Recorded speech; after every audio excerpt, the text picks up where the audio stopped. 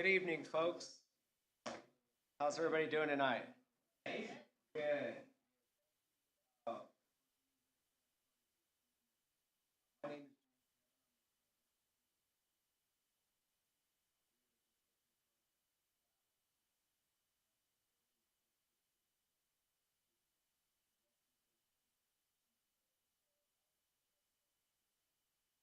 I'd like to acknowledge that this meeting is being live via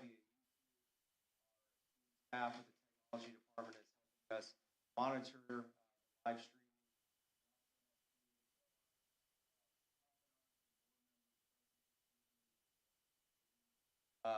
that are visiting virtually. Excuse me, I was asked to use the mic. I thought my voice would amplify, but thank you for signaling me. Yeah, so Board President Cadwallader and Secretary Danikis are here joining us, and so I want to thank you for the opportunity to serve Alamogordo Public Schools. I'll give you a brief background on our consulting firm and our practice, just so you're aware and familiar with how we operate. And as you get to see us and know us over the course of the next few months, you're comfortable engaging with me, my colleague, Robert Alfaro. We're going to represent you as boots on the ground. One gentleman who couldn't be here tonight is Dr. Steve Flores.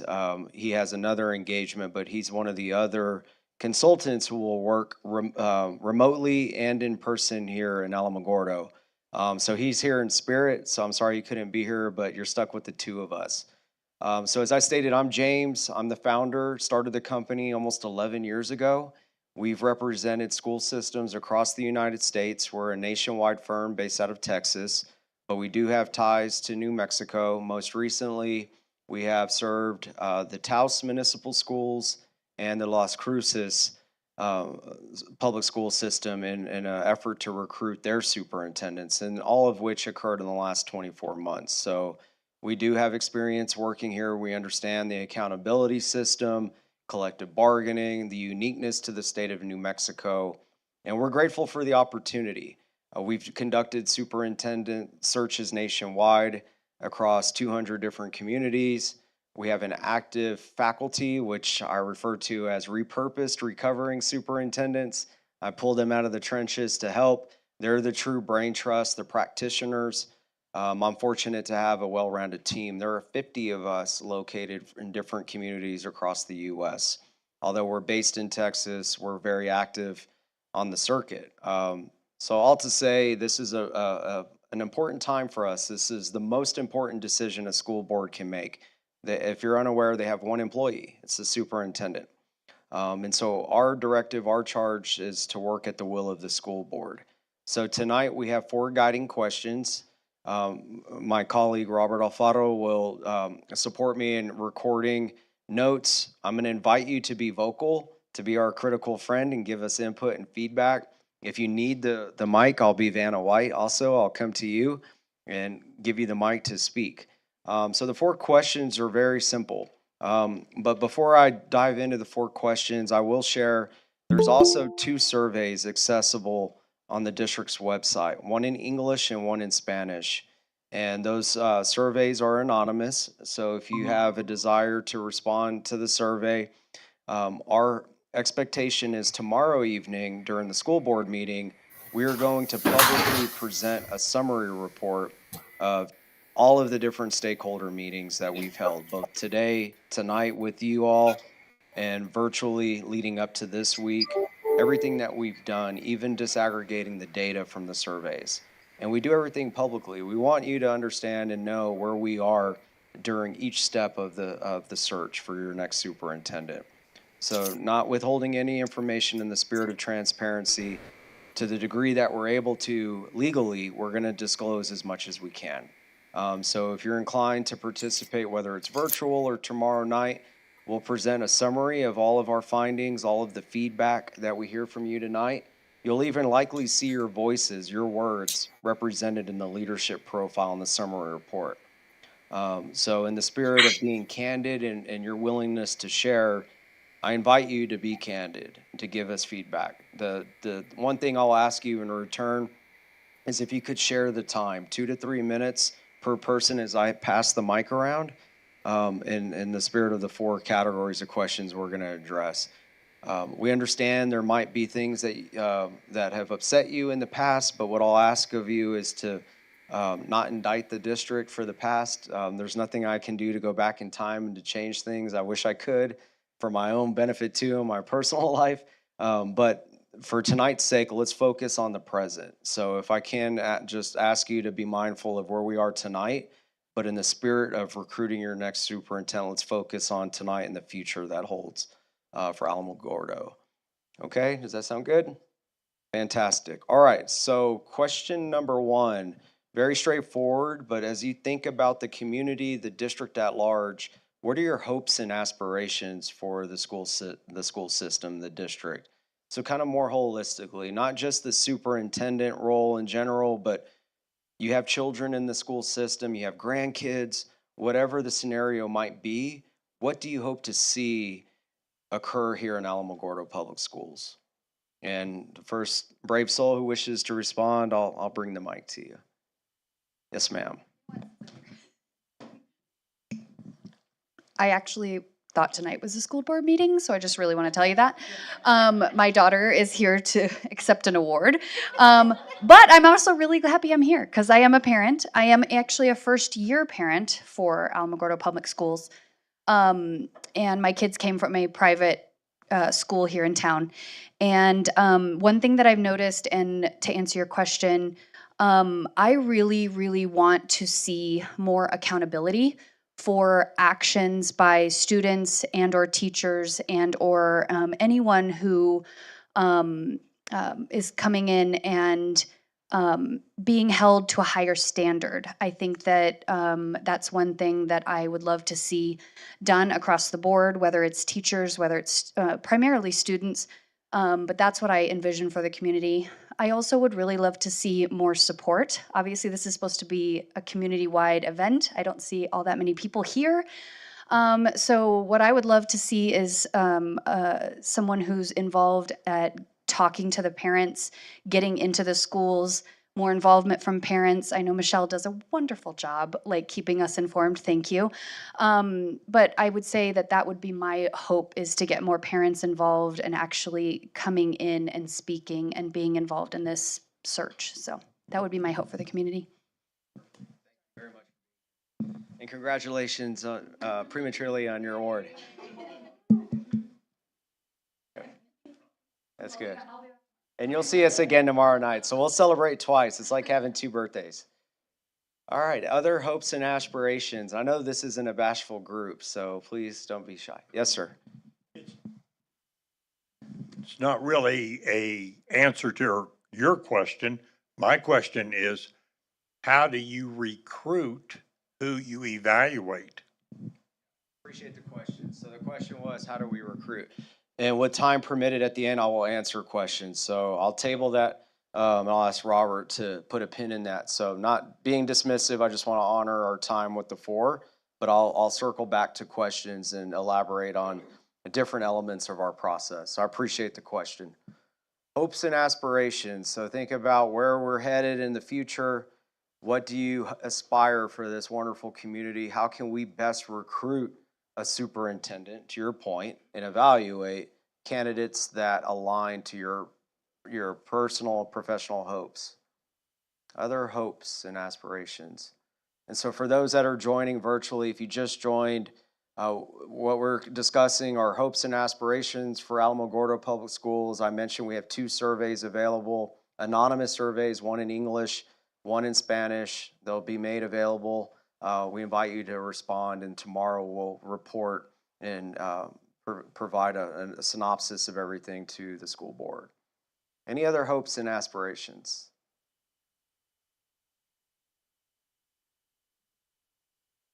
All right, sir. Bringing it back to you. Okay. I think one that would be, I'm thinking community-wide, would be greater transparency from not only the board, but the superintendent as to what's taking place. As an example, the present thing of where are we in the process of building a new school. But there's throughout the transparency of It's a small community, 30,000. The school is a big part of a community this size. And I think that more effort could be put into keeping the community informed. Thank you, appreciate that. All hands raised over here, unless I was. I was raising my hand. Okay. I was trying to support you. Okay, but I'm gonna give you the mic anyway. Yeah, Slick Rosales, I guess the token military connect. Who else is military connected here? Anybody? Yeah, okay, there you go. Well, awesome. So I'm representing the leadership for Holloman Air Force Base for the 20,000 of the 30,000 that work on base or are part of the installation. I will say that of the superintendents, I thought about. What's your question? What's your name, ma'am? Jenna. Jenna made a great point. Like, where is everybody for this particular thing? And I will say I've been in this community for about 18 months, and I've seen school board meetings that were packed with people out the doors for people that were upset and passionate, if you will, with transparency, as you mentioned. But people not being here for me, I think for the most part, what I've seen is the board currently, this current board, just as an outsider, they are very transparent in terms of showing all the books, or we're going to have a session to close hold for personnel issues, or we're going to display all the legal issues that this community is, the school board is involved with, and all those efforts in the last, 8 months or so. And so with that, I would say nobody being here is probably, I think they trust you all with doing this search with that. But your question was in terms of hopes and what would I look for? Is someone's probably understands what small community is about. I think, what's your name again, sir? What was it? Sir, I'm sorry. Sorry. Right. Ray made a great point about we're a small town here. And so someone that understands small towns, what it is to reach out, to connect with the community above and beyond just social media, and someone that understands that. I think someone that understands the military connected families, 1 out of every 3 students in this district are military somehow connected. So someone that understands what that looks like, I think that would be of value to this community. That's what I have. Back. Yes, ma'am. Thank you. I worked in the district for a long time as a sub and then as an employee, maybe like more like compassion and empathy for like behavioral kids. I had a behavioral kid myself, and like sometimes I think the parents that have the behavioral kids, they feel like they're getting picked on, and like more like empathy and maybe like outreach or something, or like programs that the parents can come to, and maybe the teachers could have like an open night to help kids with homework and stuff, because a lot of parents have broken families and the grandma can't take care of 6 children or something like that, like some kind of open tutoring night or something, maybe an openness of like a teen place where the kids can go to get help in the evening, not just like play around, but maybe have a snack or something and then do their homework with their kids or something like that. A night daycare. Thank you very much for sharing.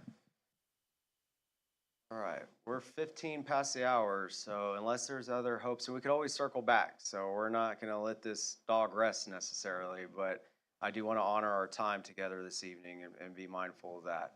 So we'll move forward to the next question. And the way I like to frame the second topic, so from our perspective, myself, Mr. Alfaro, Dr. Flores on the team, other members of our team, when we recruit talent to consider this position, we are recruiting people that are happy in their current roles. They're either sitting superintendents, deputy superintendents, aspiring leaders, if you will. And they're happy. They're not necessarily looking to leave their current seat, wherever that may be, whether it's in New Mexico, elsewhere outside of the state. So what we need to do is make a compelling argument. I have a sales pitch, if you will. I'm a sales guy, right? So I need, using your words, how do I convey to them what are the points of pride and things that you're most proud of in this school district, in this community? How do I articulate to these candidates why they should consider applying here and move? Because also remember, a lot of these leaders are parents. They have children who will likely attend these schools. They're going to live here in the community. They're going to become a fabric of this community. I need to be able to sell them why Alamogordo. So from your words, your mouth to my ears, like what is it that I need to sell to them other than what I can read online? Your communications director does a fantastic job of keeping a lot of positive attributes out there for public consumption, but nobody knows this community better than you. And we're learning as we go, but I need to be able to represent you when I'm selling to candidates. So I need to be able to brag and boast, right? So what are the current celebrations we should highlight and underscore when speaking to potential candidates? Your points of pride, your things that just quickly come to mind for you. A lot of institutional knowledge in this room, so I like to do that. Okay, thank you. If I was coming into the community, I think I would want to know that the community has supported school bond issues in the past at an overwhelming percentage. Yeah, that's great, because bond propositions, sorry, while I have the mic for the virtual folks, bond propositions arguably are difficult to pass. So that's a testament to this community. Statistically around the US, I don't know if you're aware, this overwhelming that I think 2/3 of bonds don't pass. So, and it's getting harder, right? Because you have to compel your tax base, the citizens, to invest in the local school system. So kudos to you for being successful and pass bonds. That's a tremendous celebration. What else? Other points of pride? Yes, ma'am. I will never shut up. So sorry. We came here about 11 years ago, active duty military. My husband ended up retiring and we settled here in the community. And I would say one of the biggest points of pride is the people that are here. And with regards to the school system, I only have experience with one elementary school, but I have never, ever felt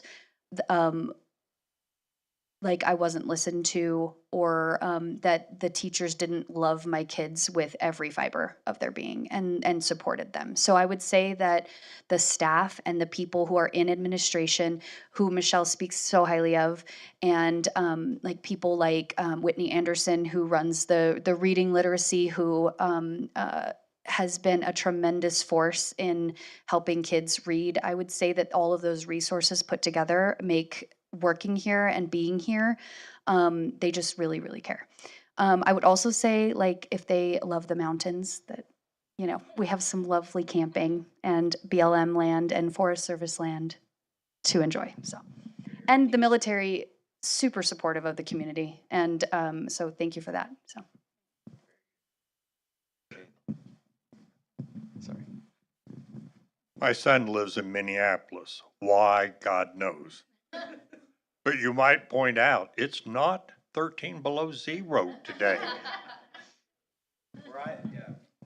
Good point. Where I live, we're expecting freezing temperatures tomorrow, and unusual, but it's Texas climate, so it comes with the winter territories, I suppose. Other points of pride celebrations? Yes, ma'am. We have a lot of scientists here and a lot of geological things about New Mexico, like uranium and the first atomic bomb and hams buried here in space. But that's interesting. It's great. No, New Mexico is a wonderful state and a lot of appeal. The geography, the bonds, you know, the community, the military installation, all things to celebrate. Other things that we should acknowledge as we are communicating with candidates. Yes, sir. I think Alamogordo would offer an individual as superintendent a chance to prove their worth. Right now, I think if you looked at overall scores, I know that's only one part, but if you look at different parts, we're kind of in the middle of a state that rates, what are we, 51st now? It certainly would offer someone a chance to improve a district.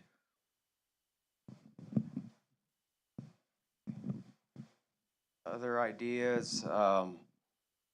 Your openness to share points of pride. Yes, sir. Sorry, I'm going to pass this through, if you don't mind. There you go.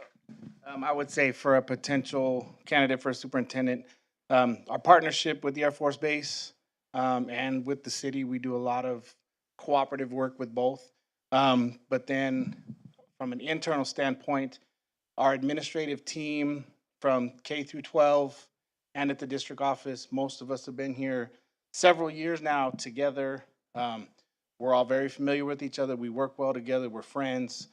Some of us spend time together away from work, but we communicate top to bottom as a team, daily, weekly. Everybody's on the same page. We're very supportive. So they would be coming into an environment where their leadership team is established and works well together. Yeah, and that's a sentiment that was expressed today throughout our meetings. So that's certainly a celebration. There's stability amongst the team, the staff, leadership, which is a true asset in terms of our ability to recruit. Because if there's attrition in any organization, whether you're in the private sector, public sector, or school system, you know, that can determine the outcome. So stability is critical. So that's good. Thank you for sharing. All right, I'm going to redirect us to the next question. It's the other side of the pancake, the flip side of the coin.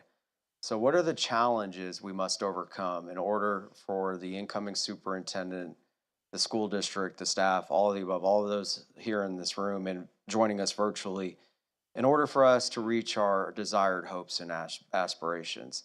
And again, not to indict for things in the past, I understand we need to honor and respect some things that we could have done differently, but present day, looking forward, challenges, roadblocks, obstacles we must overcome to be successful. And this is usually an interesting topic because this is where you can candidly share, and it's good. The candidates need to know. In this, using a sports analogy in boxing, we're not going to pull punches with the candidates. We'll be forthcoming because if they're not local, they need to know what some of these challenges are. So I invite you to share challenges. Yes, ma'am. Okay. I did pick the wrong day, but my husband's. I feel like it's meant to be.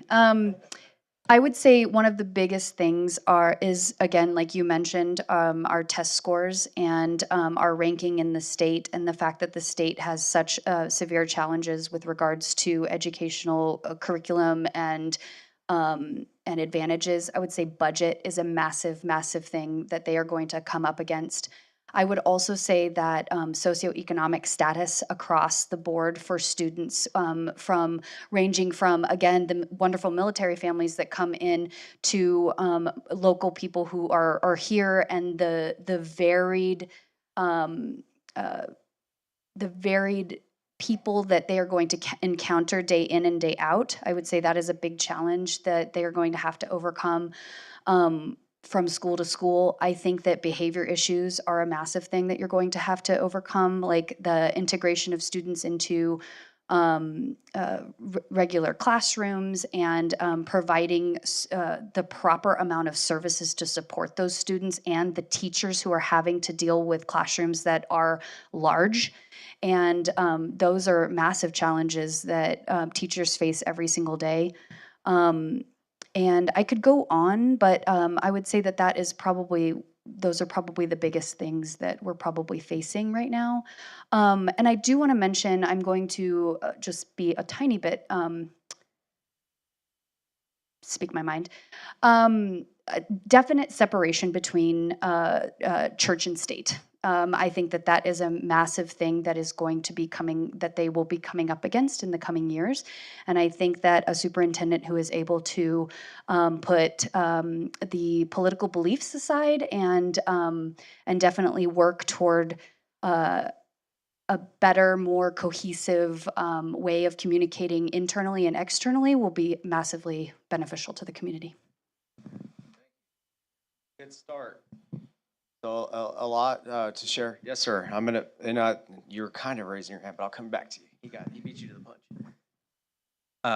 I will say, in terms of challenges, in the last 5 years, this district, just from the 2 times I've been here, has had a lot of uphill battle in terms of infrastructure upgrades and curriculum development, various different views on what that looks like across the community. And so I would say that's a challenge that this particular superintendent can take us to the next level, because we are at the walking stage, I would say, aligning with the Chamber of Commerce, the mayor's office and the city council and the school board all has a very similar vision in terms of what the community growth should look like at this very minute. So a new superintendent showing up in this next year, we'll see an aligned vision for what this community should look like with these challenges of infrastructure upgrade and curriculum and these bonds going through. There's a lot of opportunity to make a significant impact without a lot of those disaggregate views across a community that this one does not currently have. That's what I'd say. No? Okay. Well, not forcing you. Where I've voiced about having pride in our record of bond issues, I think that the public today, in fact, I was in a meeting today and we talked about this, and the group of people, and I'll let them stay nameless, I don't think I talked to a single person who said they would vote for a school bond right now. And that you can track to back, but right now that's going to have to be, that trust is going to have to be rebuilt. Okay. Anyone on this side of the room want to share challenges we must overcome in an effort to be successful, to reach our hopes and aspirations? And I will tell you, there's been, with the group tonight here that are joining us and those that we've met with leading up to today or this week, last week we had virtual meetings remotely, but many of you are singing from the same sheet of music, as I like to say. There's a lot of synergy, a lot of consistency with the feedback, which is good. So that's what we're hoping for in terms of the feedback and how we'll summarize all of this input for it to make sense publicly. So we appreciate your candor, and thanks to those that are joining us virtually from the comfort of their living rooms, their phones, their homes, wherever you might be in the world right now. We appreciate you. Any other challenges, other things we should be aware of? Yes, ma'am. We are kind of a smaller community, so maybe like they have to be strong enough to be labeled and be under the microscope, because a lot of people have lived here and have families and traditions, and some people like change, but then they really don't. So there's a lot of culture too, and so like they want to see it like it used to be, but then when they do it, then it's not good enough, and then they want all these programs, parents want all these programs and things, and then like you see, nobody shows up. So it's like, it's not, they can't have to find a happy medium somewhere with the community and the parents. Thank you. So I think that's a great segue to our fourth and final topic, and then I'll answer any questions and we'll come back to the gentleman's question. But the next topic is characteristics, traits, attributes, qualities. So something that you just mentioned is a good segue to that, because that kind of really pertains or relates to the type of individual, their skill set, their experiences. So in your mind, the ideal person, what is he or she doing today? Are they a traditional educator, somebody who's been a principal, a central office administrator, a superintendent, a classroom teacher? There's different schools of thought. So I invite you to share, like, in your mind, like, what does the next superintendent look like from your perspectives? So, I don't want to lead you with guiding ideas, so I'm just going to leave that kind of open. But qualities, characteristics, and traits that where when we create the leadership profile and the board approves it tomorrow night, we want to be able to see your words on paper. So this will be public. This document will be public. It's part of the application packet. So the bullet points on the second page are going to have certain things. So what are those characteristics that are important to you? Traits, qualities, attributes. So a lot of schools have thought, and every community has its uniqueness, being mindful of this is a very close-knit community. You have a very supportive military installation, families who have moved here, children that deserve to thrive and to be stewards of not just a local community, but a global economic society. What are some of the things that you hope for in terms of the qualities, characteristics? Because we're going to find the right fit. So the goal is who is the best fit, right? A lot of people are qualified, but who can fit the profile for Alamogordo? Yes, ma'am.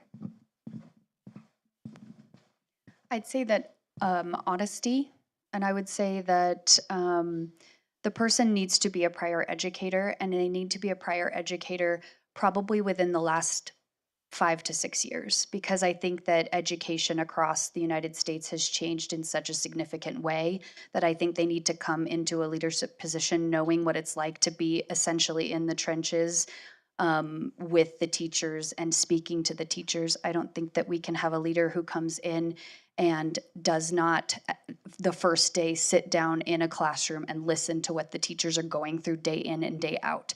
If you lose sight of that, and if a leader comes in here and loses sight of that core mission of what we're trying to do as far as building an education here in Alamogordo, then you lose it completely.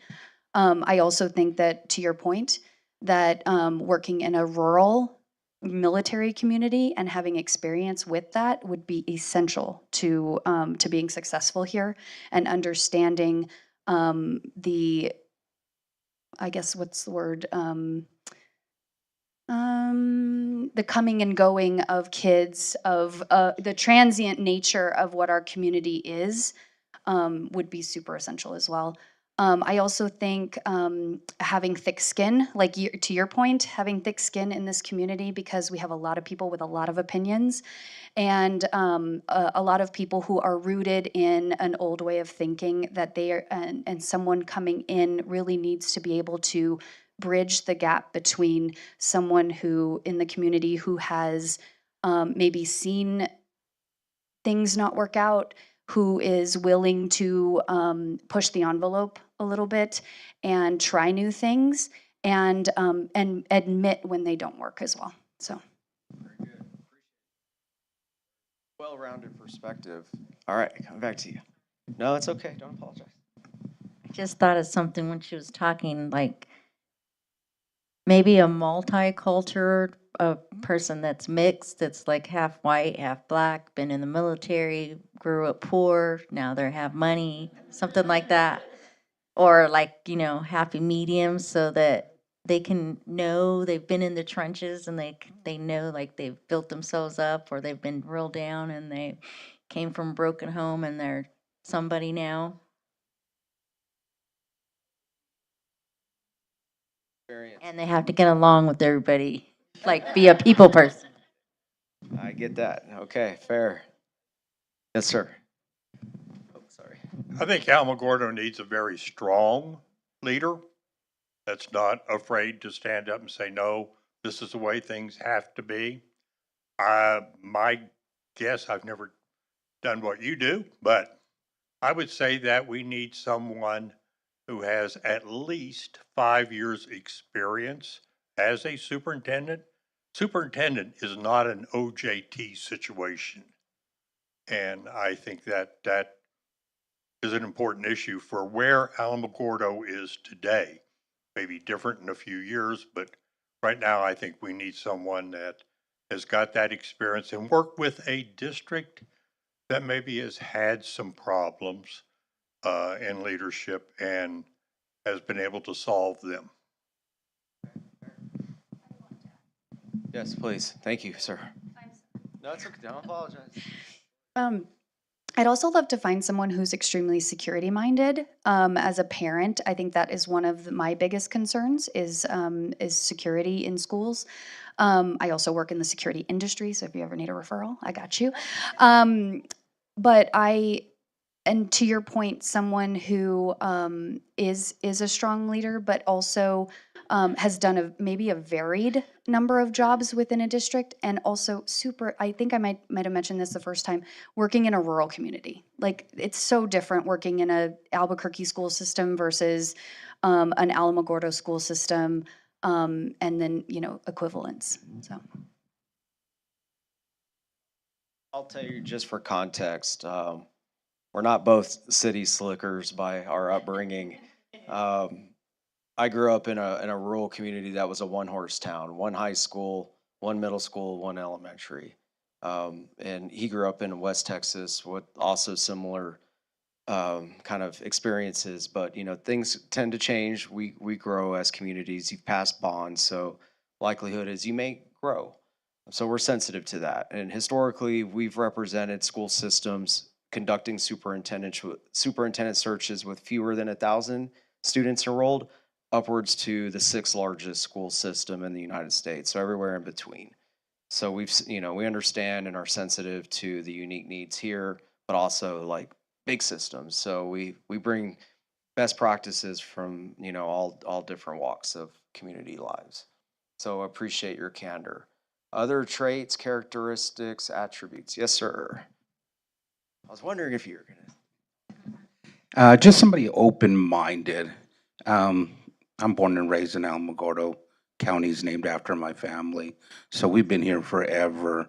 The community's really different in Alamogordo. I've coached for years in Alamogordo.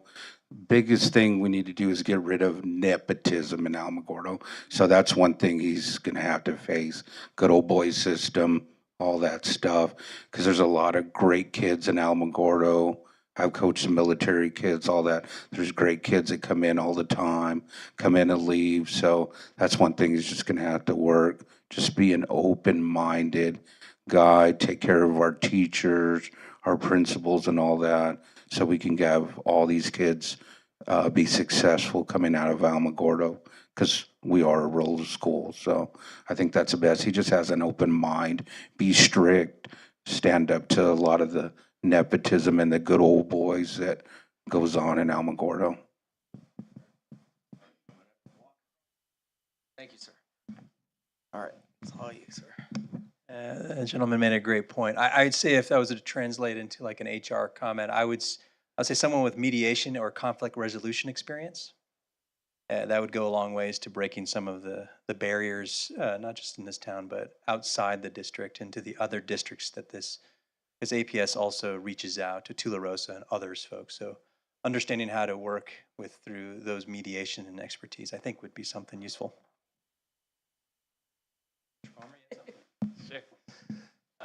So I am a product of New Mexico, small town kid. When I was growing up, my school district went through 6, 7 superintendents, over 10, 12 years. It's a very uniquely New Mexico problem. We have a revolving door of superintendents that just bounce around the state from district to district to district. For me, personally, I want to see someone who has a proven track record of positive change, that anywhere that they've worked, they've left the school district better than or the school, whatever the situation was, better than when they arrived. For me, when I'm looking at a candidate for a position at the high school, if their resume shows they've been at a different district or a different school every year, every 6 months, I don't even want to interview that person because they're not going to stay. So I want somebody that's shown that they can make positive improvement, not just change for the sake of change. We do a lot of things right. Are there some things that need improvement, some things that need to change? Yes, but we do a lot of things right. And I don't want somebody to come in here and just be like, well, where I came from, bam, where I came from, bam, and just make a bunch of changes, because that doesn't help anybody.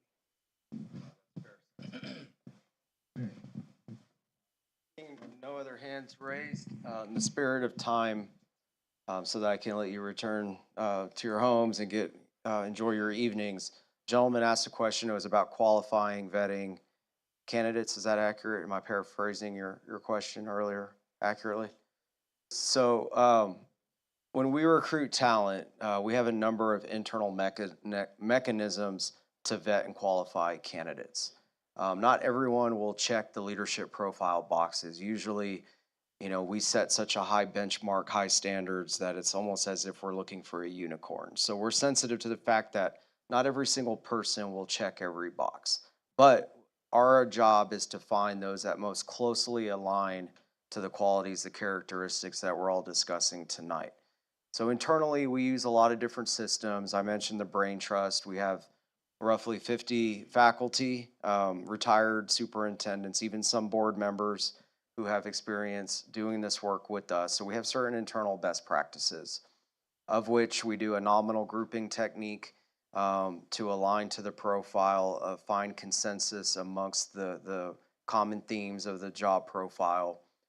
We use what is referred to as an on-demand interview portal. So in the private sector, she mentioned security a moment ago. Many of the large corporations like IBM, Dell, some of the biggest companies in the world, use and have used pre-COVID, pre-pandemic, even before the Zoom environment, these resources to screen or pre-screen candidates using a video component where the candidates are required to answer a series of preloaded questions. It's somewhat impersonal. It doesn't replace the in-person interview.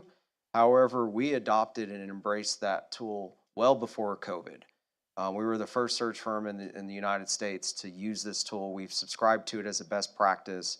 But as far as the pre-qualifications and the screening, the school board will have an opportunity to see the videos in advance of the in-person interview. So it doesn't circumvent or replace in-person interviews, but it gives the board and us as a firm an opportunity to get to know the candidates before they come in on planes, trains, and automobiles to Alamogordo. So we as a team, the board will get to see how they respond to questions. Are they showing up as if it were a standard interview? Are they dressed appropriately? Are they answering the questions? Do they have the preliminary experiences to be on the dance floor in an interview? So it's an opportunity for us to further vet. Because nowadays, looking at a resume, a letter of interest, academic credentials doesn't paint a clear enough picture. To take it a step further, we launched a software 2 years ago that looks at all the different data sets across all 50 states. Every state, if you're unaware, has different accountability requirements. State of New Mexico has certain academic requirements. State of Texas has certain requirements. And so if a candidate, for example, were to say that he or she has improved the academic outcomes in third grade reading for Latino, Latina children by X percentile, our software will vet and verify whether those statements on their resume is accurate. And we own that software. It's proprietary to us. School systems across the United States can license it. Other search firms can subscribe to it. So it takes us even further in vetting. It's like Match.com if you were speed dating. So for us, we're, school boards, because we have such a large network, we might get 40 to 50 applicants per job. And so if we're managing multiple executive searches nationwide, it's hard to review the accountability reports in its granularity because, for example, in Texas, and I'm just using that because it's home state, we call it a Texas assessment report card. It's a TAPER report, and we love to use acronyms in this business. One report per district can be anywhere from 70 to 80 pages. So if you think about the quantity, if we get 40 applicants to apply for this job, to go through all those accountability reports, it's exhausting. And it's hard to make sense when we're trying to present the candidates, we're doing the background checks, the thorough Department of Justice checks, the social media scrubs, we're having conversations in person, virtually, a lot of work, right? I mean, we're invested here. We don't want somebody running from something, but rather towards something. What I shared with you earlier is our job is to poach. It's not people that are looking, their best candidates aren't looking to leave their current job. It's up to us to recruit those that are content and happy where they are. So we have all these systems in place and best practices that happen kind of behind the scenes, so you won't see it behind the curtain. And we work at the will of the school board. So the school board will direct us and share with us their input, their feedback. And tomorrow night is going to be a major milestone in this process, because it's the first time they will see a synopsis of all the feedback from these community meetings and the draft profile. And we do this everywhere in the U.S. We don't do anything in secret. To the extent we're allowed to by law. The state of New Mexico has certain statutes, so we have to adhere to New Mexico law. This district is very fortunate. You have one of the best law firms in the country as a third party. And we had the good fortune of working with them coincidentally in both Taos and in Las Cruces. So the founder of the firm, Walsh Gallegos, is a trusted advisor. Her and I and the team have a good cadence and a rhythm. So she keeps me honest and in check to make sure we're not, towing the line. Because if I could, we would share everything, but we have to protect the confidentiality of the candidates too. So if you're a sitting superintendent in any walk of life, any profession, it's like, okay, you're going to tell your wife, your husband, hey, I'm going to go date this other person. If it doesn't work out, I'm going to come home. The same applies for a superintendent. If they're a superintendent or an aspiring superintendent, but a sitting superintendent more so than aspiring, you have a lot to lose. So if you're not selected as the #1 superintendent to serve in Alamogordo, you have to go home with your tail tucked between your legs and tell your board, well, guess what? I'm coming home. I didn't get the job. It can jeopardize their good standing. So we have to be sensitive to all of these variables and its dynamics. And it's a fine balance, given everything that's taken place. You talked about economic conditions, our state department here locally. I'm actually driving tonight to the Capitol to meet with some of your legislators because I'm constantly advocating for more funding, more security, all the things that I care about deeply, aside from this work. And I'll come back tomorrow morning after I meet with some of your local senators. But there's a lot that goes into this. So I'm just giving you kind of like a truncated overview. How the sausage is made, there's much more granular. But that's kind of paraphrasing the qualifications and vetting.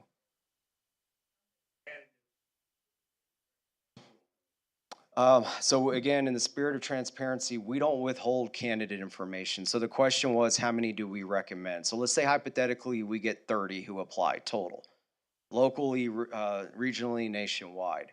The board will have access to all 30 hypothetical candidates.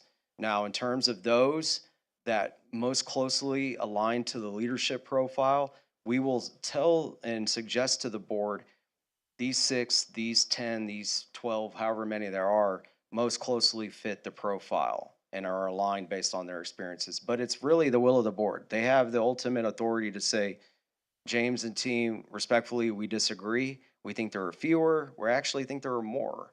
Our counterparts, and all due respect to them, they may only suggest 6, and they're going to say, this is the only 6 you get. With us, we don't want to withhold information. We feel it's paramount that the board has access to every candidate. However, we will recommend who we think are the highest profile based on the 30 as an example, but it's the board's prerogative to disagree or agree. Normally, our school board partners engender the trust and they respect the brain trust of the team to say, we agree, however, we think there might be one outlier we should include, and vice versa. So it's the will of the board. And it's hard to say because we don't have a crystal ball of how many will apply. I'm basing the size of the district, our experiences across the U.S. and similar communities where there's military base. We've done superintendent searches in other communities where there is Army, and even in most recently Stafford County, Virginia, they have all 3 major military branches there close to DC. And we just finished that search this past year. Yes, sir.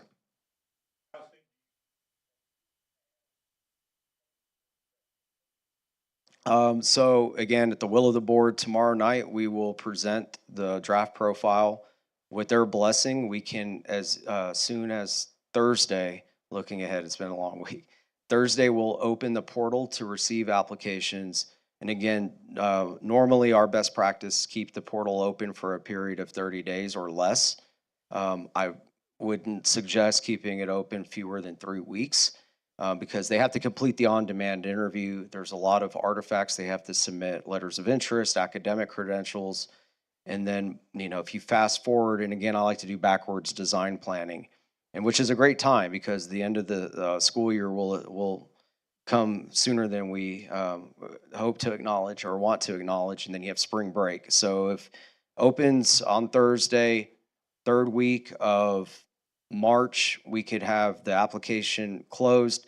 The week after spring break, I looked at your calendar schedule, we could return, present the candidates to the school board, and then at that time, they can choose who they wish to interview. Interviews would occur in April. By the end of April, my recommendation, and again, I can't speak for the board, it's their choice, but if I were to recommend, can conduct interviews in April, you can name your hire your superintendent by the end of April. So there's some transition planning before the summer months. So there's a prime opportunity. You have transition during the summer months. You can hit the ground running hard in preparation for the next calendar school year. There's a time to get acclimated, a time to meet the community, all of you, meet your other groups, your faith-based leaders, the other military representatives, the students, families. No stone goes unturned. So you're in a prime time frame of the school year because there are a lot of other searches nationwide that are just now thinking about starting the process. So you're ahead of the curve, if I may. I'm sorry, I saw your hand raised.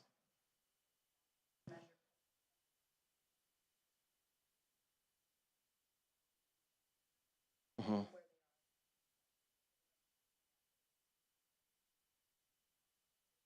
It's a lot of conversational, opportunities for us to kind of gauge public sentiment. So the question was, how do we measure public sentiment?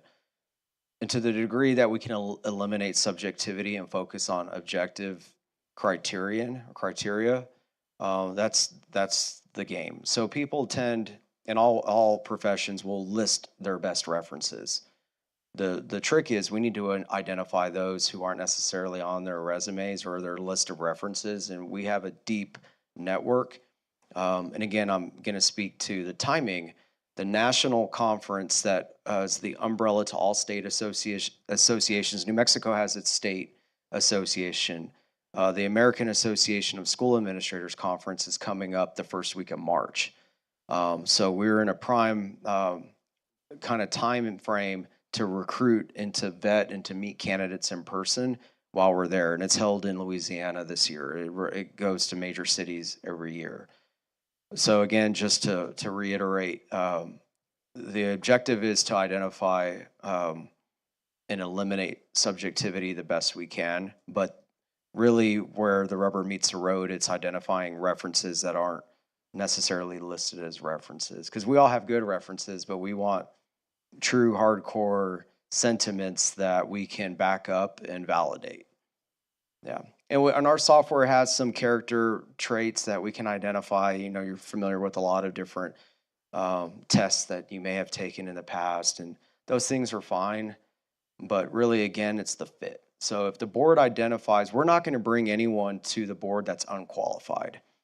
And ultimately, there's it's almost like an epiphany. When the school boards interview the candidates, there's always that kind of epiphany and realization like, this is the right fit for Alamogordo.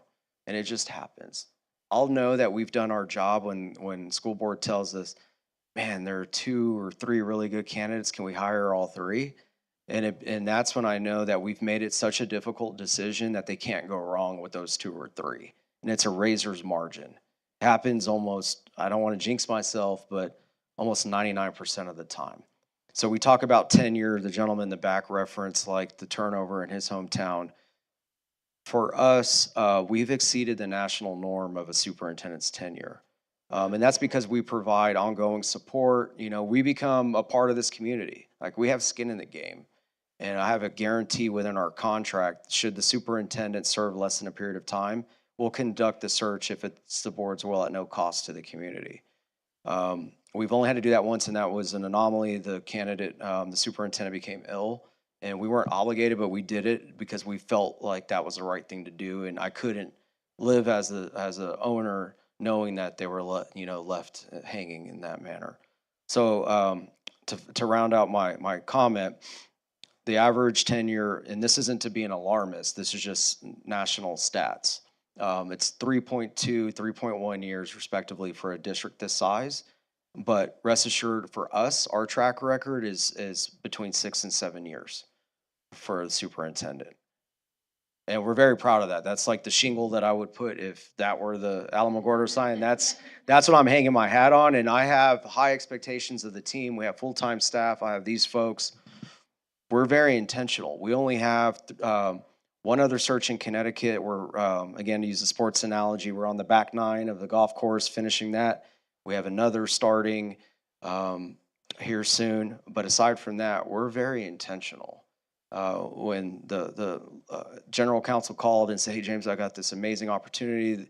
She was singing the board's praises, and I'm not just saying that because 2 of you are here in person. But I was like, "All right, Elena, tell me, like, give me the scoop." And it was clear. And we love the state of New Mexico. It's an easy sell, but I need to represent you. You're unique to Taos. You're unique to Las Cruces. Yes, there are similarities with the funding crisis, the accountability system, the state laws, but this is a unique place. You have the military installation. You're a spirited group. The students today were fantastic. We met with a group of students, and we don't give kids enough credit, especially, even the young kids, but the high schoolers today that we met with, they spoke about security. They were like, what if we did this and did that? Like, they're full of ideas. Like, I always think, like, man, who is my future intern out of this community? So it's good. Sorry, I can go on and on, but we have 5 minutes, and tomorrow I invite you to join us for the school board meeting. We're going to present the summary report. It's going to synthesize all this wonderful feedback, the leadership profile. The school board will give us input and feedback. They'll be our critical friends. You're welcome to be here. I'm sure virtually it's the standard protocol to join via YouTube Live. But we're not going anywhere. We won't love you and leave you. We got a couple, 2 to 3 more months of this work. You'll see me in person as much as I can be here if afforded the opportunity. I want to thank the board for the opportunity to represent the district, all of you for joining us tonight, those that are virtual. I want to say thank you as well, and my colleague for being the eminent chronicler tonight. So I'll end with that. I want to wish you a safe journey home and appreciate you all, and thanks for being here. Thank you all.